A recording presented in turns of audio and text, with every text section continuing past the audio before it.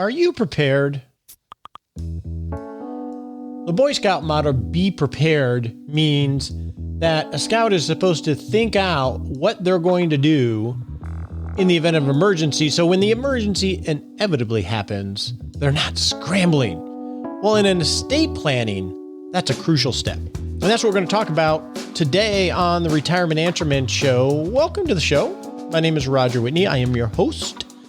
And this is the show dedicated to helping you not just survive retirement. We believe that you can rock retirement by making lots of little good decisions, intentional decision making. In fact, it's so important. Next month, the entire month of August is focused on how to make better decisions. It can really change your life. But this month, we're focusing on estate planning and retirement. And today, we're going to explore how to organize and communicate your estate plan effectively. We'll get to all this right after a word from our sponsor. So the show is sponsored by the Rock Retirement Club, which is our personal, safe, private online community where we provide world-class education and tools to help you make better decisions and rock retirement. In fact, we're going to talk with a representative from Everplans, which is an online organizational tool, which we love. And we love it so much that it is actually a free benefit if you join the Rock Retirement Club. So you can go to rockretirementclub.com to learn more about that. And with that, let's go define what are we talking about when we talk about an emergency plan anyway. Huh?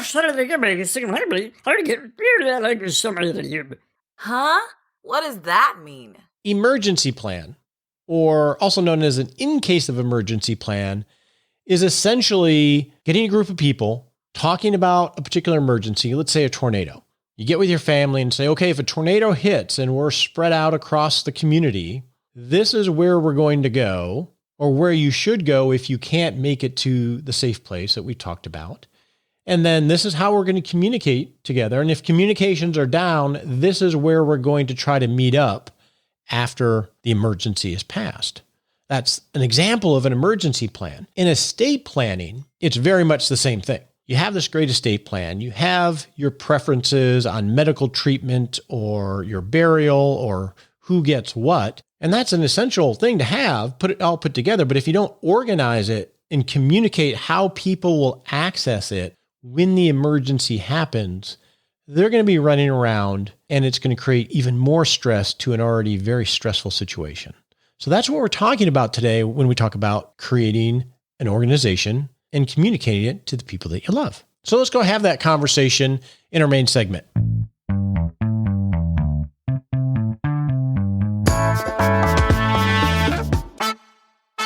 So as I mentioned in the discussion about the Rock Retirement Club, a firm called Everplan. You can find them at everplan.com. And Sarah Burnell is a vice president there. And she was kind enough to join us to talk about how do you organize and communicate this stuff and some of the risks of doing that and some tips to hopefully get you more organized. And as part of this, we're going to send out in our 6-Shot Saturday an essential document checklist that you can use to get you started in organizing your financial and your estate planning documents. So if you're on our email list of once a week at 6-Shot Saturday, where we send a summary of the show and some quick tips, you're going to get that link in that email. If you're not signed up, go to rogerwhitney.com and there's a place to sign up for 6-Shot Saturday.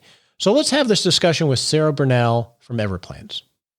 So I'm really excited to have you here, Sarah, because I think of estate planning as a really important step. But an estate plan and financial assets not organized or communicated, I'm not going to say it's worthless, but it sort of misses the point. Why is organization of your financial assets and legal records such an important step in this whole process? It's really allowing your family and yourself to have that peace of mind that everything is accounted for, that your wishes have been communicated. And when you said the word worthless, it really did strike me as a saying that I use all the time with our clients, which is, what good is an insurance policy if the beneficiaries don't know about it? And so when we think about why it's so important to organize financial and legal records, it allows your family to be prepared if they have to make any claims. It allows you to make sure that nothing's gone unaccounted for. The probate process can be really, really involved, and it makes that easier for your loved ones and your trusted friends and family. And really, it allows you to see through all of that hard work that you've done putting these plans in place in the first place. Yeah, it's almost like a gift, right? If you created the gift, if it's not packaged well to where they can access it, to make life easier when they're grieving. I guess the classic example I think of is we go all this trouble of creating, say, a medical power of attorney, right? And then we get everything signed and we put it in the safe. So what happens when a spouse or a loved one or you are in an accident and somebody needs to access that and they don't know where it is?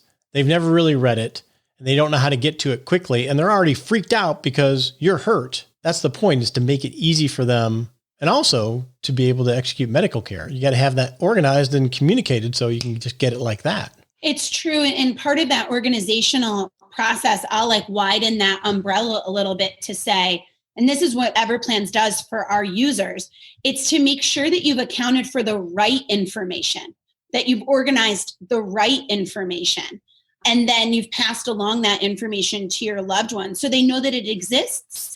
And so that they know what they're after, the institution, the number. We talk about a lot of documentation being in safe deposit boxes or on a home computer. Well, where is the safe deposit box? Or what is the password for that home computer? It's the little things that lead to this bigger picture, and being organized makes it that much easier for yourself and brings that peace of mind to your family. Yeah. So let's divide this between organization and communication, because they're two different things. So what would you say are the essential elements of an organized estate plan? So in short, and this leads back to one of the points that I just made, share your passwords. Make sure that your family knows where information is and share those passwords. Those passwords are information that's important. Fill out a medical directive. We suggest using financial aggregation services, creating wills and powers of attorney, and then going those extra steps if you have the time and the means and the inclination, like, for example, creating a trust. Now, what are some of the things that people typically miss when they're organizing an estate plan? You mentioned passwords. I think of that. Like, I have to change my password on my computer just to get into my computer. I do it every 6 months. So what other things might be missed? I think when you are talking about a password to a computer, what you are actually talking about is a digital estate. And we spend a lot of time at Everplans talking about our digital estate. And I spend a lot of time talking with financial advisors, insurance agents, but then the end users of our platform. And whenever this topic comes up, you see a range of emotion on everybody's face, because we all realize some of our digital estate is in a little bit of disarray. Where is the password to Amazon? And who knows about the auto ship that's going to keep coming to the house? Or how to turn off the alarm system when it's going off and waking up the whole neighborhood, all the way down to our financial accounts, any access that we have maybe for medical records, things of that nature. So people are usually missing the whole of their digital estate. It's like the new safe deposit box. Where is the key is how I would term that. I think of an example, and this is one that was just practical that I experienced with a client, was Facebook. Now, I'm not on Facebook, but a lot of people are, and that's where they connect with their friends and their long lost friends. And if you're on Facebook and you pass, that's actually, it can be used as a platform if, say, the spouse knows how to get into the account to sort of let everybody know and just give them the information on what's happening. And it's a good way of communicating to that person's network if you so desire. And also on all the digital stuff, it used to be that everything, you just waited for the mail to come and then you found out what people owned. So true. Many of us are enrolled in paperless statements. And so you would be amazed at what a family doesn't know about. Children who don't know about IRAs or 401ks from previous employers, or income or payments due. And a lot of this puts people at risk for elder fraud, having this information out there. But then also it does come back to that peace of mind. There's a lot of angst in a family about social media accounts, auto ships that people can't control. We had one user write in about the Nest system. A gentleman had his wife pass away, and he didn't know how to turn off the front porch light. And every day it came on and it went off and he couldn't figure it out. It was this horrible reminder. And, as you mentioned, we're in, it's an emotional time when you need a lot of this information. You're not thinking clearly. Things that you remember a month ago, you wish you remembered in the moment. So to have it all organized and shared is really paramount. And so what people usually miss are those passwords and the communication. So there are many times where we'll be talking with end users and, especially in an audience, and you'll say, how many people have plans for how they want to age, live at home as they age? How do they want to be taken care of? And most of the audience will raise their hand. Okay, how many of you have communicated this to your family that you want to live with them? About 3/4 of the hands stay up. And then you say, and how many of you have had that conversation in the last 6 months or a year? And people start looking around the room and some hands start going down. And then you dig deeper. Has your family had a baby, changed jobs, moved? Are those circumstances still really in place? And so people miss revisiting this conversation. With an Everplan or a system where you can constantly ping your family, share the information, at least you know that you are communicating out your wishes. So people miss things like literally they miss telling a password, but they also miss keeping that conversation going. And certain things are really important to certain people. Some people are very particular. God forbid that they played, say, Christopher Cross at my funeral, right? Maybe I have nothing against Christopher Cross. He's awesome. Who can't like a guy named Chris Cross? But some people want to have certain music played or have certain people there or have certain people not there. And this is, you want to have that organized. Otherwise, whoever is taking care of the arrangements is just going, well, I'll do this and they'll just do it. And maybe you don't care. And that's okay too. And that's okay too. But in part, I'll borrow a story from our co-founder, Abby's family, when she was talking to her parents about Everplans and the functionality. And, you can store your wills and your trust and your funeral plans and all the different things that are important to people, recognizing that what's important to one person might not be to the other, but giving a forum for the organization and the sharing. And her dad said, oh, but Abby, the estate planner, the estate attorney has all that information. And her mom interrupted and said, yes, dear, but who is that? Right? You could have all the best laid plans, but if you haven't documented them and communicated them and updated them, then, your family might be in a spot where they're picking crisscross when you don't want them to. Yeah. And I think that's a really good point. And that's something that we've done in our practice for a while. Of one of the most important documents to make sure it's organized and communicated is, who do I call first? Who are my team? And generally that's going to be, say, an advisor, the CPA, the attorney, the benefits department. Who are my foxhole buddies to help me figure this out? And let's assume it's me passing. It's good to have a CPA or an attorney that you trust and you like, that you can say, call this person because they're going to do right by that person. So that's a really important document to have your team in place. I just experienced that with a client that recently passed, and he was very organized because he knew it was coming. So he had that luxury, but the organization was key, which was that gift to his surviving wife. So now everybody is helping shepherd everything through, and she can just be present, not have to deal with all that extra stress. That's the crux of it. We have an advisor who I work with and who says, well, what do you want to leave your family? Do you want to leave them a mess? Right? In this scenario that you just described, how wonderful. You have helped that family have peace of mind, be present in celebrating a life, and know that they're carrying out the right wishes and not have that self-doubt and that anxiety. And they've probably alleviated a few arguments within the family too. That's actually a good point on the argument end of it. Best to have that spelled out in your own words. Now let's talk a little bit about communication. And this whole discussion is about organization and communication. And you work with Everplans, who we use it's a benefit to the Rock Retirement Club, and I use with my clients. And we can get into that a little later. But from a communication standpoint, it's difficult. When I ask most people where they keep their passwords and a lot of this information, it'll be on a good spreadsheet or even on a notepad or a notebook, which is organization. But a lot of times we don't want to share everything with everybody. So how do we organize that? I know Everplans has a solution. We can talk a little bit about that, but how important it is to communicate, okay, this is where all this stuff is, and this is what you should access, and control that in some way. I think it's very important to share that plan with, like, I'll say the adults in the room.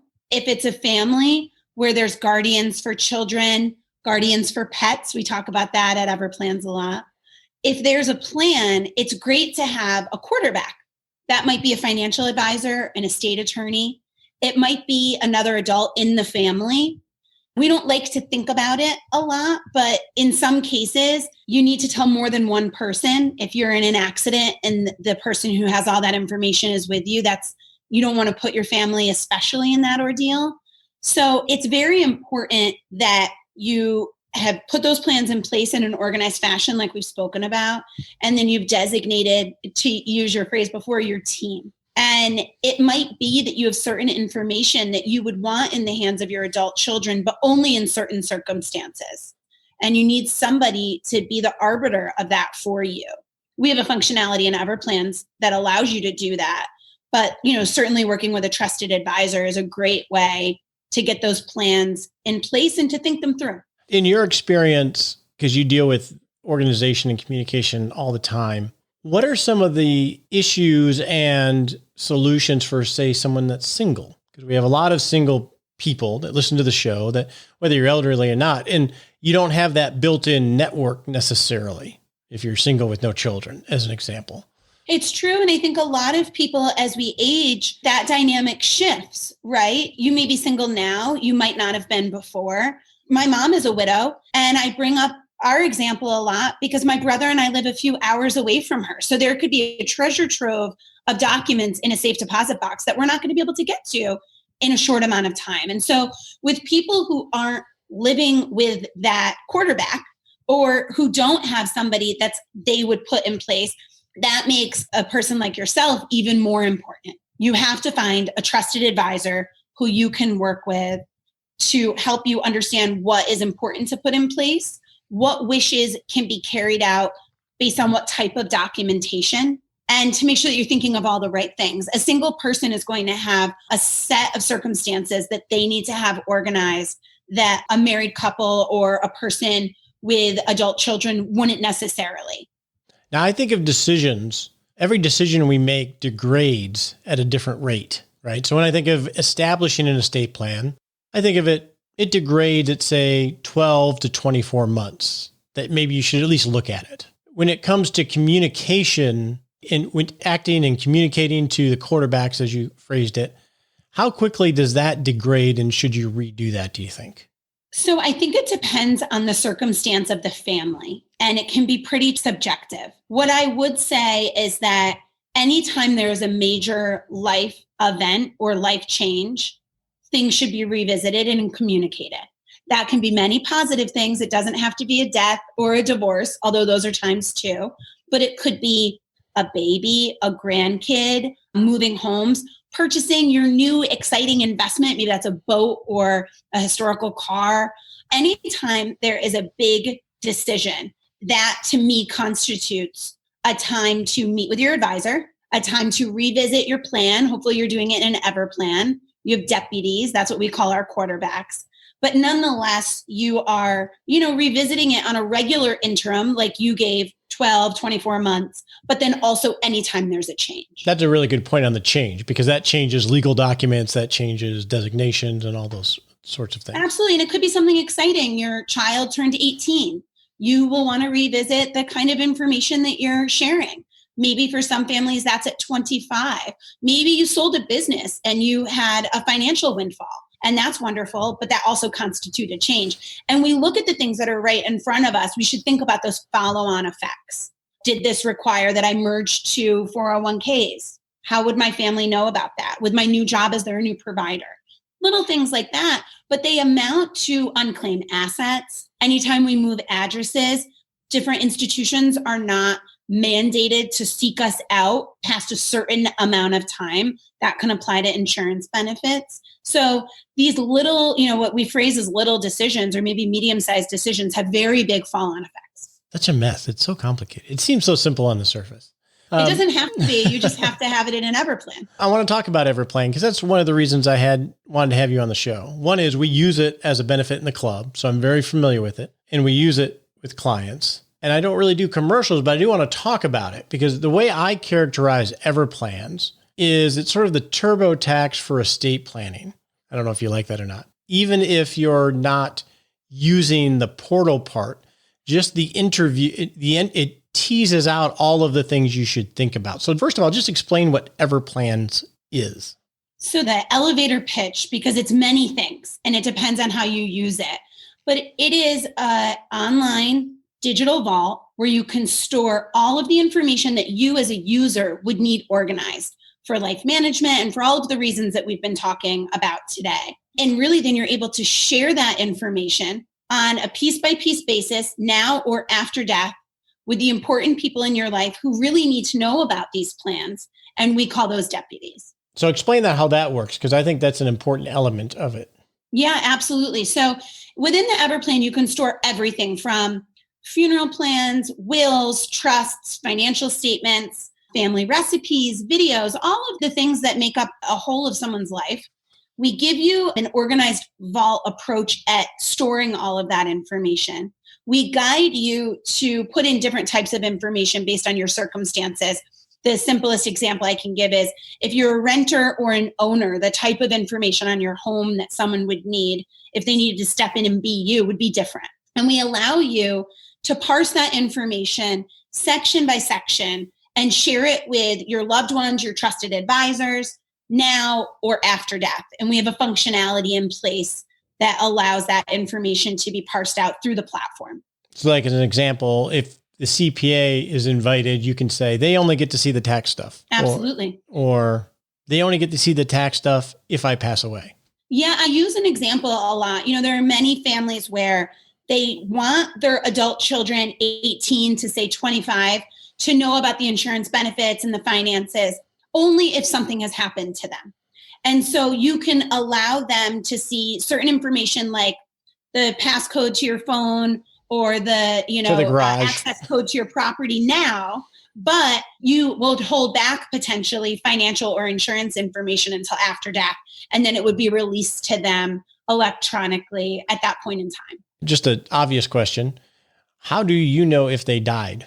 You appoint people as deputies, as I mentioned, those in the analogy of the quarterback, those are your quarterbacks. You're going to pick one or two or three, and you're going to designate them unlockers. And what they can do is go into the portal in their deputy account and click a button when the user has passed away.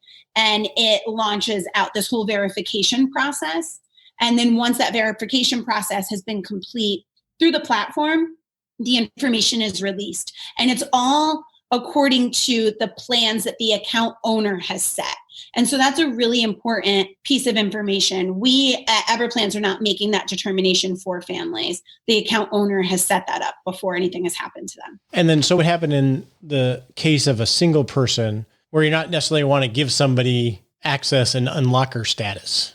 That again is where I would come back and say, if you're single, you might have a best friend who's like family. In lieu of something like that, you may have, or you should have, an advisor who's helped you set up these plans. And so that could be a financial advisor. We see that a lot. An estate planner, a power of attorney. So there are some options out there, but it does take a little bit more planning on their part for sure. And this is a good place where you can store passwords where it's not on a piece of paper.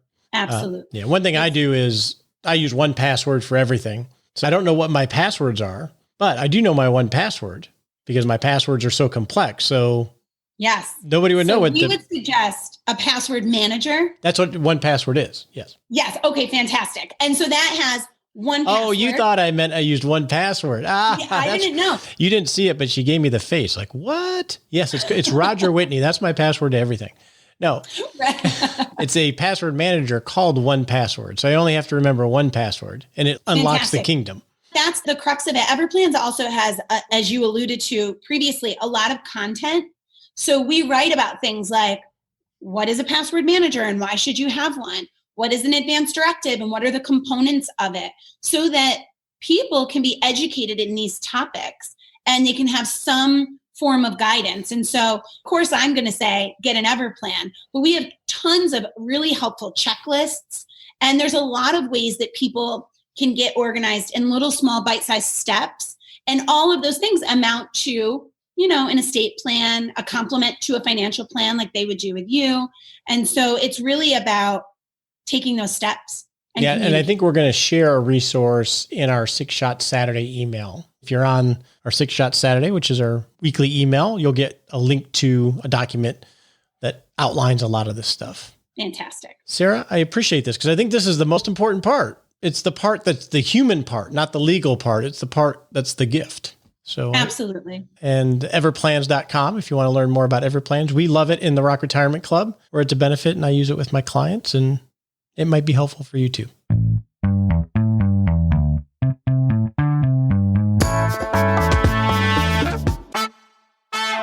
Since this show is about you, we always want to have your questions answered. And today, my guest is nobody, just you and I, and a few listener questions that we're going to talk about.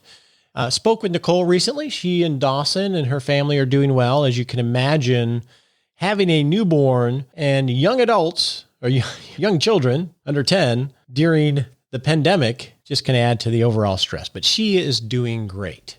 So as we get started, I got an email the other day from Dwayne on qualified charitable distributions. And he pointed out that I misspoke when I talked about those. So the required minimum distribution age, depending on when you're born and when you're taking them, is at 72, but you can do qualified charitable distributions starting at age 70 and a half. So I appreciate that, Dwayne. I think I mentioned 72, and I was just wrong when I said that. So I love it when listeners correct me or find something that maybe I misstated. That's how we all get wise together. So I appreciate you, Dwayne. Now, David also emailed me and said that Peter Lazaroff, who was on the show, mentioned that he got his estate plan done through a corporate benefit, sort of like a legal service that he paid a small monthly fee for. And David said he discovered one in his 40s that his company had this kind of plan, and that was the impetus to get their family's estate plan done. And he found out as he started using the service that he could use it for other types of legal questions, loan closings, etc. So one thing you might want to do if you work for a major corporation is check to see if they have some of these legal services. Sometimes they're free, sometimes they're negotiated small rate on a monthly basis that you pay, but you essentially have a legal service on call. So that's a great example, David. Now, in David's email, at the end of it, he wanted to wish Nicole and her family the best as they're growing their family. And that is a common theme from a lot of listeners. And I share with her periodically because I'm trying to leave her alone and not talk to her. So what I've decided to do, because almost every email I get mentions Nicole, is we are sending flowers to Nicole and they're from the listeners. So we're trying to convey your well wishes to her. And I really appreciate your caring about that. So thank you. So our first real question is from Cole related to state pensions and Social Security. So Cole's wife works for the state of Minnesota in this case and is receiving a pension. And he plans to delay his own Social Security based on his record. And he's wondering when her wife receives her pension, will that reduce his Social Security benefit when he takes it, in this case at age 70? And the reason I think Cole's asking this question is because when you receive a state pension, federal state pension, there's what's called a pension offset provision and also a windfall provision that can impact your Social Security benefits based on the pension you're receiving from the state. Because many times if you have a state pension, you're not contributing to Social Security, etc. Well, the good news for you, Cole, is that your spouse's benefit, her pension, won't affect your Social Security retirement benefits that are claimed based on your earnings record. So you should be fine because if you have an earnings record, that's what's going to be used to determine your benefit. And your spouse's state pension will not impact that. Now, where you may have an issue is in terms of survivor benefits. If you were to pass first and she was to receive survivor benefits, there could potentially be an impact. And the best people to talk to is just go visit the Social Security Administration, which is hard to do right now in COVID, I understand. But in terms of your question, you should be fine. So our next question is from Nick on baby boomers pulling money out of retirement. Back in June, we talked about this, and we talked about how the fact that companies are buying back stock and there's less public companies. So that's a nice tailwind in helping preserve valuations and stock prices in systematic investing and so forth. And he was asking, well, what about the opposite? What about baby boomers retiring and not putting money in, but actually taking money out of the market to live on? Would that be a counter to the kind of positive trends that we've talked about? And then he goes on to thank me, you're welcome, and Nicole. We're sending her flowers from the listeners. And so you want to know, well, wait a second, we get all these baby boomers. They're going to start either lowering their equity exposure or taking money out. So money's leaving the system from that perspective. So that's a good question, Nick. That's been a theory around for a good period of time, actually. I think back in 2011, the Fed said there was some evidence of valuations that are tied to distribution of the population from age. And workers over age 55 represent about 24% of the workforce, pretty big chunk. And the theory goes, as they start slowing and withdrawing, there could be a secular decline in stocks over time.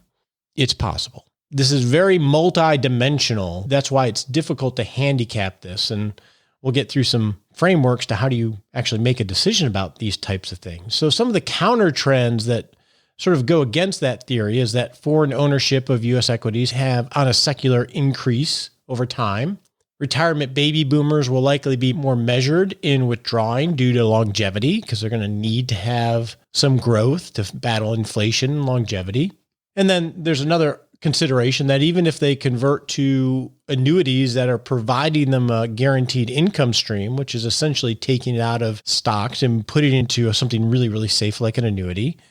Well, and that's how the insurance companies make their money partly is taking the money and investing it for higher returns. So essentially it can go right back into the markets because insurance companies have much longer timelines than an individual. Another counter to that would be the rise of automatic enrollment in 401k. So the 75% coming behind the baby boomers in the workforce are starting to have automatic enrollment. And that is a trend that looks like it's going to accelerate where they're just automatically going to be started investing, whether they like it or not, unless they proactively opt out. And then unlike the baby boomers, there's a decrease in friction in terms of investing. Access to investing and the idea of fractional shares and some of these firms that allow you to invest little amounts, even if it's buying fractional shares are there, costs, accessibility. So I agree with you, that theory could play out. It's much more multidimensional in terms of all these different forces. And I don't know how you really handicap that in terms of researching really if this is something that is high enough on the worry list that we need to take action on it, which is ultimately what we got to figure out. That goes back to what we'll be talking about next week of how do you make a decision if this is your theory. And then the last but not least, which I have not heard talked about at all, is this, and I have no substantiation for this, the coming baby boom as a result of the pandemic. It sounds silly, but it makes sense. We shall see. So our last question today is from Rick. So Rick started listening to the show about a month ago. So welcome to the show, Rick. We're glad that you're here. And he loves it, which is awesome. His wife is retired and he's in his last year of work, and his wife is going to turn 65. So she's going to go on Medicare, but he has a few years before Medicare. And he went back and listened to the month-long series we did on healthcare before Medicare, which we are going to do again, especially when there's some substantial changes, which we have not seen as of now. But in that show, I mentioned that I was struggling with this because that was right around the time my wife retired or left work. And I mentioned that I was going to share our decision. And I think I didn't. I think it was a promise not delivered on. I just forgot to mention it. And I think a few people that asked me via email, and I may have mentioned it on the show when I get asked. And Rick wanted to know, what did we do? And what did we find out? Pros and cons of the various options. So here you go, Rick. So when my wife left work, we went off of her corporate benefits. And so we did COBRA for a while. Ultimately, what we chose to do for our family of 4 at the time was to use a MediShare program. So we signed up for a MediShare program. Our premium for the family of 4 was about $600 a month. And we had a huge, I won't call it a deductible because they don't call it a deductible, a share amount. And at the time, we weren't using a lot of medications and we weren't huge consumers of healthcare. And I generally like to self-insure and pay as I go. So we did that. Let's say that was March of that year. And then in September of that year, it might have been the year after, I can't recall now, my wife was diagnosed with psoriatic arthritis, which is horrible, by the way, if you have it, joint pains and all the rest. The plus side is that there are some miracle drugs out there. There are a special class of drugs. Humira is one of the big popular ones. In fact, that's the one that my wife is on. Well, the problem with a Medishare plan is that they don't cover prescriptions. They will, like if you go in for surgery for a limited time out, but if you need prescriptions and drugs, they don't cover that typically. And Humira is a wonder drug for most people. The problem is the dollar cost, if you don't have insurance or a prescription plan, is about $5,000 or $6,000 a month. So here we were, September, on a Medishare plan. My wife is diagnosed with psoriatic arthritis. It's very painful. And the drug we need to get is $5,000 a month because the Medishare plan doesn't cover those things. And we checked. So we were sort of in a pickle. So what we did was, and we were very blessed that all of this sort of happened in September. What we did was at the beginning of the open enrollment period, which happens in the fall, late fall, my wife pivoted to the Affordable Care Act, ACA, and got on traditional coverage. But we still had to wait until January 1 for that to start.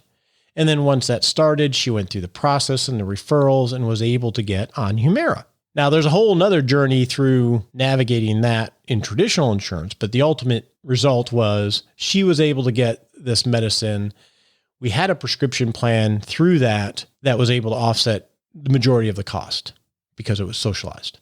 I chose, and with our dependents, to stay on the Medishare plan. And then my daughter got insurance, my son got insurance. And then so recently I converted to the ACA, to a traditional plan at the beginning of last year. And the reason was under a Medishare plan, we could not contribute to a health savings account. So when I converted, I wanted to have an HSA compliant account because I want to contribute the maximum each year, invest it long-term, and build up a slush fund for 15, 20 years later in life. And I couldn't do that with a Medishare plan. So here we are today. My premium just for me with no subsidies on the ACA plan is $600 a month. My wife is, I think, $700 a month or so. And our kids are on their own plans now. So that is our journey, Rick. So what are some lessons there? I think the ACA is probably the best route to go later in life. Unless you are extremely healthy and you never use or rarely use prescription medications. It worked fine for what it was. We never had a major expense to where we had to access the sharing part of it, but it's technically not insurance. And I think the difference in cost is probably worth being on traditional insurance. So I think our error was being a penny wise and a pound foolish in not just wanting more robust coverage for prescriptions, but also a legal contract for healthcare coverage. That said, I'm on an HMO and it's a pain in the butt. And it ends up becoming a little bit of a part-time job if you have to navigate that through getting referrals and having things rejected and having to argue and having to try this drug first before you try that drug, everything else. It's a pain in the butt. So all that still needs to be fixed. But my lesson, I think, is if you can afford it, even if it's without subsidy, it's going to hurt, but it's probably the best thing to do from limiting your exposure to the financial risks. So those are my thoughts as of now. They may change, and God willing, they'll start to clean up this mess as soon as everybody can get along. But that's what I did, Rick. So hopefully that helps inform your decision, and shoot me an email if you have any other questions. Let's go do a SMART sprint now. On your marks, get set.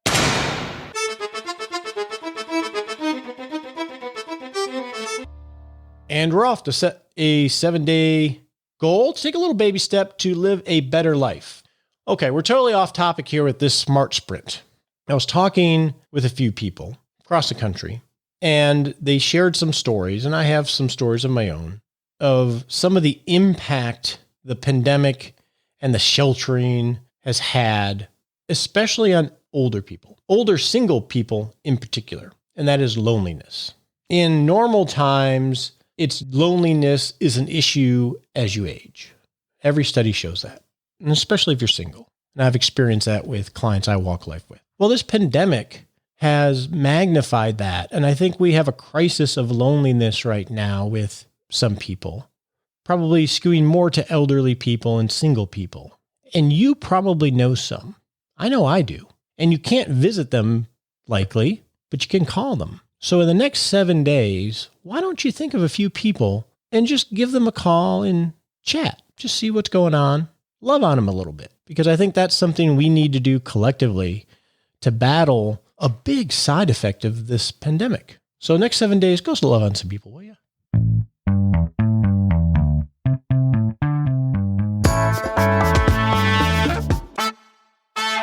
Hey, thanks so much for joining me today.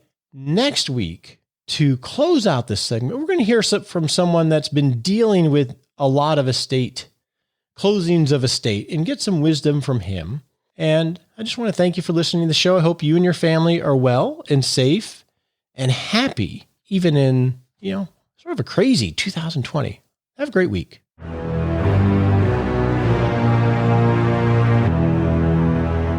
Hey, it's time for that all-important disclaimer. We so appreciate you listening to the show and love your questions and love the teaching that we're able to provide here. And actually, it helps us too. But remember, you're not our clients. Not love it if you took advice from us on the show.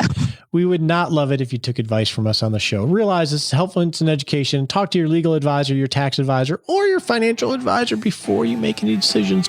We appreciate you joining us today for this episode of Retirement Answer Man. Be sure to visit rogerwhitney.com/answers to access the Retirement Answer Library with over 30 checklists to help you make the most of the only life you have. Remember, you have more power than you realize to create an amazing life starting today with Retirement Answer Man.